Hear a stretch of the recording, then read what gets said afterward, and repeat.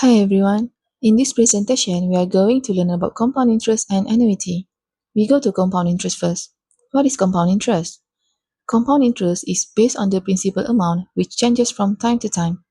Interest earned is compounded or converted into principal and earns interest thereafter. Here you may see the differences between compound interest and simple interest, where compound interest is calculated on both the principal and the interest, making your money grow faster. And this is the formula in compound interest that we use to calculate the future value over several years. To get the future value, we first need to find I and N, which I is K over M and N is M times T.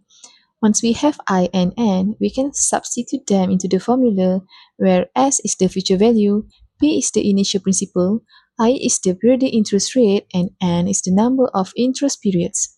Now, let's move to the tutorial question to make this clearer. Let's walk through this compound interest problem together. Here's the question 1. Find the future value and interest earned if RM15,000 is invested for 5 years at 5.5% compound quarterly. Alright, let's break it down step by step and list down all the information given. And based on the information given, let's calculate for the future value first. So I equal to 0.01375 while N is 20. Now use the compound interest formula and substitute the value we found using the calculator. So we will get RM 19,711 for the future value. And to find the interest earned, subtract the principal from the future value, RM 19,711 minus RM 15,000, and we will get the interest earned, which is RM 4,711. Let's do question number 2. 8 years ago, RMY was invested in a bank account that paid an interest rate of 6.5% compounded every 2 months. If the balance today is RM 12,480 ringgit and 50 cent, find the initial investment of Y. Let's break it down and start by listing all the given information. So I equal to 0.065 over 6 while N is 48. Now, substitute this value into the formula and calculate the value in the bracket using calculator, so you will get 1.677330451P. To find P, divide RM 12,480 ringgit 50 cent by 1.677330451 and you will get RM 7,440 ringgit 48 cent. So the initial investment of Y is RM 7,440 ringgit 48 cent. Let's do compound interest question 3. Vivian wishes to invest 12,000 ringgit in a fixed deposit account of 5 years. She has 2 options. First, CIDB Bank offers an interest rate of 4.25% compounded quarterly. Then second bank, which is MMB Bank, offers an interest rate of 4.3% compounded monthly. The question asks, which bank should Vivian choose? Give your reason. So to solve this, we need to calculate the total amount Vivian will receive after 5 years from both banks. Okay, let's list down all the information given. Then, based on the information given, let's calculate for CIDB Bank first. I is equal to 0.0425 over 4 while N is 20. Now, substitute these values into the formula and use the calculator. You will get as future value for CIDB Bank is 14,824 ringgit and 57 cents. Then, let's calculate for MMB Bank. I is equal to 0.043 over 12 while N is 60. Now, substitute these values into the formula and use your calculator. You will get as future value for MMB Bank is 14,872 ringgit and 63 cents.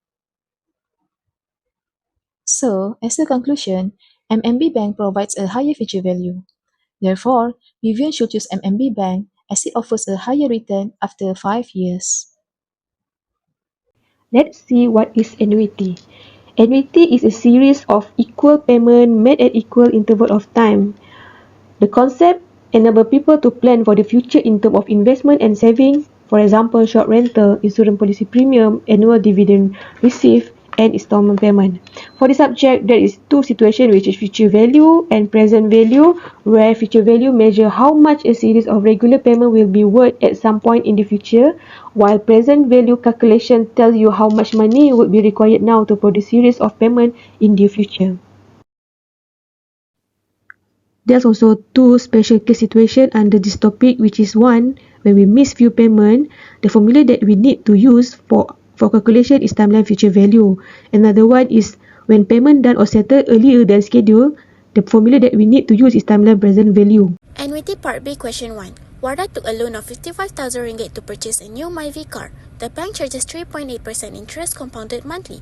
She plans to repay the loan by making monthly payment over 5 years. Calculate the total amount that she actually needs to pay back to the bank. For this question, we use the formula A equals to R times 1 minus bracket 1 plus I bracket power of negative n over I. First, we need to list down the information given.